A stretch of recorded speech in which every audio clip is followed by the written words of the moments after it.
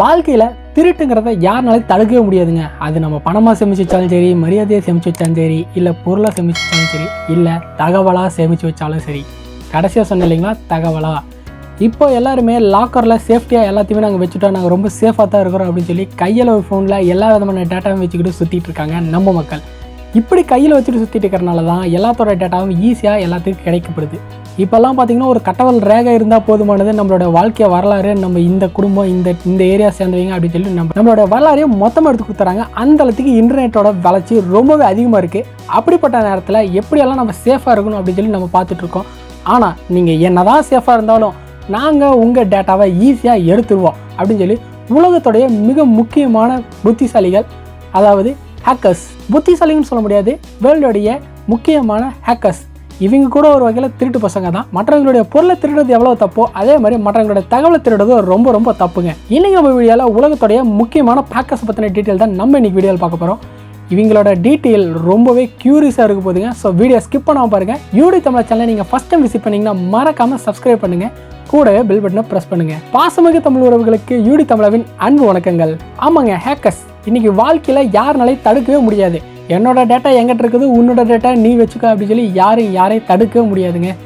அடுத்தவங்களோட ஃபோனை அவங்களோட அனுமதியே இல்லாமல் பார்க்குற நிலைமையில இன்னைக்கு காலகட்டம் போயிட்டுருக்கு. இன்றைக்கி நம்ம வீடியோ பார்க்க போகிறவங்க ரொம்பவே வித்தியாசமானவங்க. இவங்க பக்கத்து தெருவில் இருக்கிற ஒரு ஃபோனையோ பக்கத்து தெருவில் இருக்கிற ஒரு சிஸ்டத்தையே ஹேக் பண்ணுவீங்க. இல்லை மிகப்பெரிய டிபார்ட்மெண்ட் ஆஃப் டிஃபென்ஸு, மிகப்பெரிய ஆர்கனைசேஷன்ஸை ஹேக் பண்ணி மாட்டிக்கிட்டு இருக்காங்க.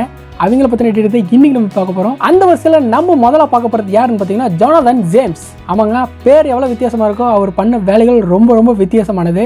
கம்ப்யூட்டர் ஹேக்கிங் உலகத்திலேயே இவரோட வாழ்க்கை வரலாறு, ஹேக்கிங் மெத்தடு ரொம்பவே முக்கியமான ஒரு பொன்னெழுத்துக்காக பொறிக்கப்பட வேண்டியதுங்க. இவரோட பேர் ரொம்ப வித்தியாசமாக இருக்குது. ஆனால் இவர் இன்னொரு வித்தியாசமான பேரை வச்சு தான் இவருடைய பயணத்தை ஆரம்பிச்சிருக்கிறாரு. பேர் என்னன்னு பார்த்தீங்கன்னா காம்ரேட், போராளியாமாங்க.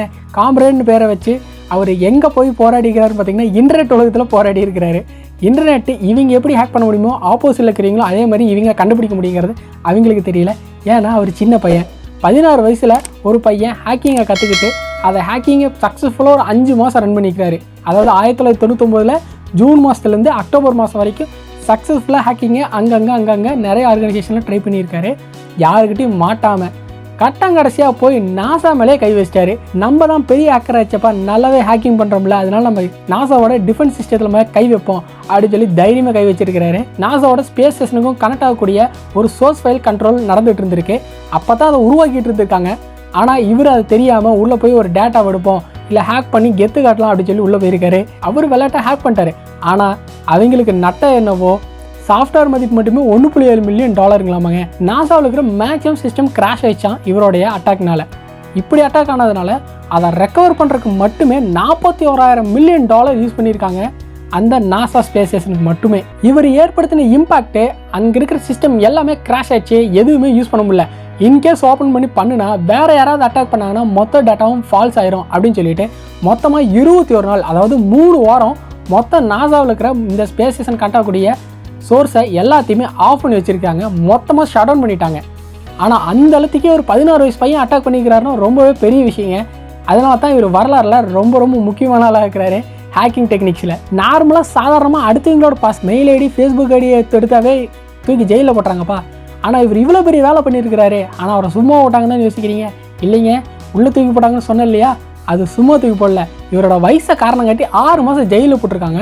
ஜெயிலில் போட்டதுக்கப்புறம் ஜெயிலேருந்து ரிலீஸ் ஆகி வெளியே வந்ததுக்கப்புறம் கூட அவரை தொடர்ந்து 3 வருஷம் அவரை மானிட்டைஸ் பண்ணிகிட்டே இருந்திருக்கிறாங்க.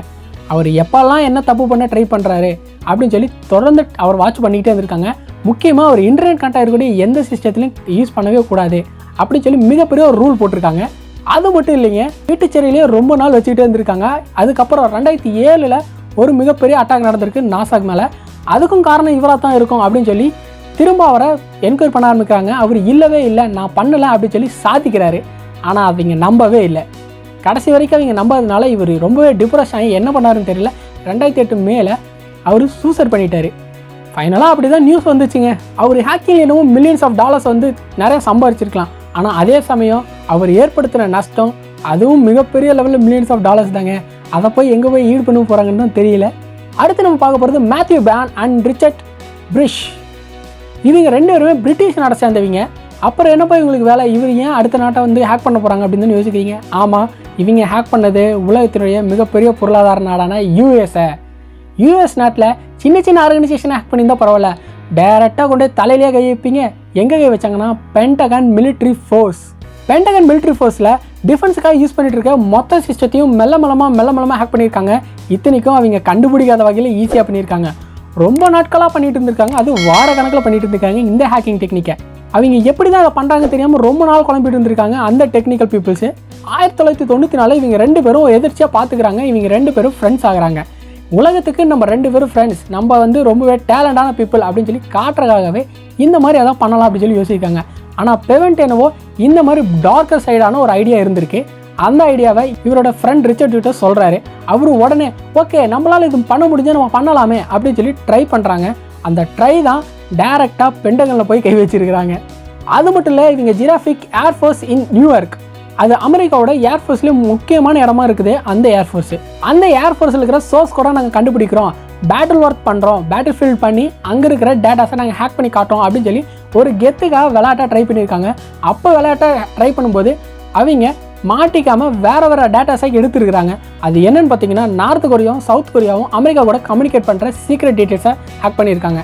அதில் நார்த் கொரியாவோ சவுத் கொரியாவோ என்ன டேட்டாஸ் அனுப்புனாங்கன்னு அவங்களுக்கும் தெரியல, என்ன டேட்டாவை இவங்க டெவலப் பண்ணாங்கன்னு இவங்களுக்கும் தெரியல. கடைசியாக இவங்ககிட்ட ஒரு பர்டிகுலர் டேட்டா கிடச்சிருக்கு. அது என்னன்னு பார்த்தீங்கன்னா, சவுத் கொரியாவோட டிஃபென்ஸ் சிஸ்டம் பற்றின டேட்டாஸை இவங்க கிட்ட கிடச்சிருக்கு.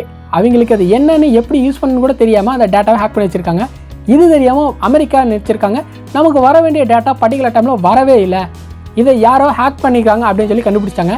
இது யார் ஹேக் பண்ணாங்கன்னு மட்டும்தான் தெரியல. இது நார்த் கொரியா பண்ணியிருந்தாங்கன்னா அவங்க மேலே போர் தொடுக்கிற அளவுக்கு இது மிகப்பெரிய பிரச்சனையாக மாறும் அப்படின்னு சொல்லி வச்சுருக்காங்க. இது சவுத் கொரியாவாக இருந்திருந்தால் நம்ம சவுத் கொரியாவோட நட்பு நாடு தான், அதனால அவங்ககிட்ட இன்வெஸ்டிகேஷன் பண்ணி நம்ம அவங்ககிட்ட இருந்து டேட்டாவை வாங்கிக்கலாம் அப்படின்னு சொல்லி ரொம்பவே சீரியஸாக இன்வெஸ்டிகேஷன் போயிட்டுருக்கு. அந்த இன்வெஸ்டிகேஷன் முடிவில் தான் தெரிஞ்சிருக்கு இவங்க 2 பேர் தான் அந்த கல்பிரேட்ஸ். இவங்க famous attraction of NATO and NASA, இந்த 2யுமே இவங்க அட்டாக் பண்ண ட்ரை பண்ணியிருக்காங்க. ஓரளவுக்கு அட்டாக் பண்ணிட்டாங்கன்னு கூட சொல்லலாம். இதனால அவங்களுக்கு ஒரு 1000 கம்ப்யூட்டர்ஸுக்கு மேலே மொத்தமாக கிராஷ் ஆகிருக்கு. அதை எப்படி ரெக்கவர் பண்ணுறதுன்னு தெரியாமல் நிறைய டெக்னிக்கல் பீப்புள்ஸ் யோசிச்சுக்கிட்டே இருந்தாங்க. பென்டகனில், அதுவும் எங்கள் அமெரிக்கன் பென்டகனில். அடுத்து நம்ம பார்க்க போகிறது எட்வர்ட் மேஜரிக். ஆமாங்க, இவரும் ரொம்பவே வித்தியாசமான ஒரு ஆள் தான்.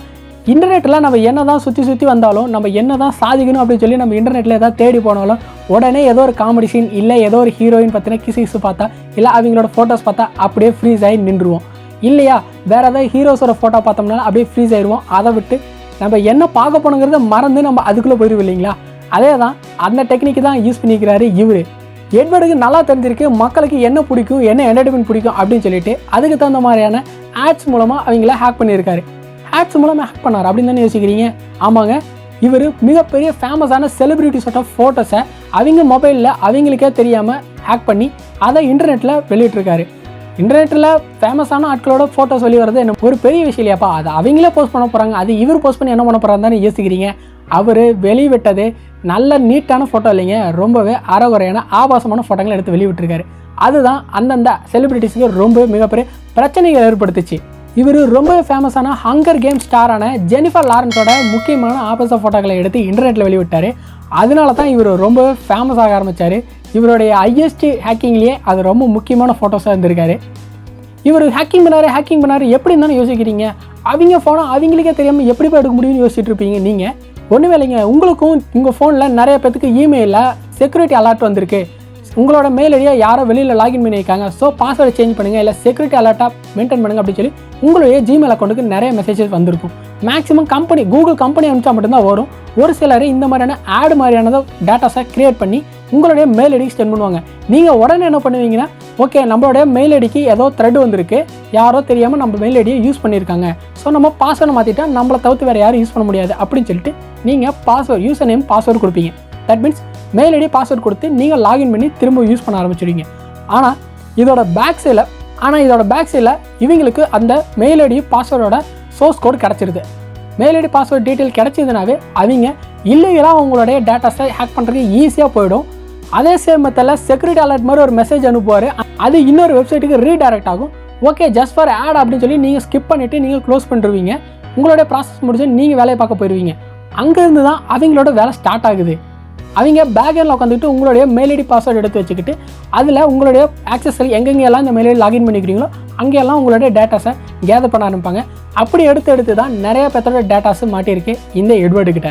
இந்த ஹேக்கிங் மெத்தடை அந்த கவர்மெண்ட் கண்டுபிடிச்சதுனால இவரை 9 மாதம் சிறையில் அடைச்சிருக்காங்க. அதுக்கப்புறமும் இவரை மானிட்டைஸ் பண்ணிக்கிட்டே இருந்திருக்காங்க. அடுத்து நம்ம பார்க்க போகிறது கிரே மேக்கனன். இவர் ரொம்பவே மிகப்பெரிய மாஸ்டர் மைண்டான இருந்த ஒரு பர்சனுங்க. இவரை பார்த்தீங்கன்னா ஈஸியாக ஹேக்கிங் பண்ணி முடிச்சுட்டு அதுக்கான எவிடன்ஸோடையே சொல்லிட்டு இருப்பாரு. ஐ எம் சோலோ அப்படின்னு சொல்லி சோலோங்கிற பேரை தான் இவருடைய ஹேக்கிங் டீட்டெயில்ஸ் எல்லாமே மெயின்டைன் பண்ணிட்டு இருந்திருக்காரு. இவருடைய பேருக்கு மேக்கனான் இருந்தாலும் அந்த சோலோங்கிற பேர் தான் இவரோட ஐக்கானாக மாறிடுச்சு. இவர் ட்ரையல்வேஸுக்கான ட்ரை பண்ண போய் நிறைய சிஸ்டம்களை, அதாவது ஆல்மோஸ்ட் ஒரு 97 ஆர்கனைசேஷனுக்கு மேலே சிஸ்டம்களை ஹேக் பண்ணி அங்கே இருக்கிற டேட்டாஸை கேதர் பண்ணியிருக்காரு. ரொம்ப ஈஸியாக இன் யூஎஸில். அதுவும் இவர் ஹேக்கிங்காக 2001 பிப்ரவரியிலேருந்து 2002 மார்ச் வரைக்கும், அதாவது ஒரு வருஷம் 1 மாதத்துக்கு யார்கிட்டையுமே சிக்காமல் ஹேக்கிங் பண்ணிட்டு இருந்திருக்காரு.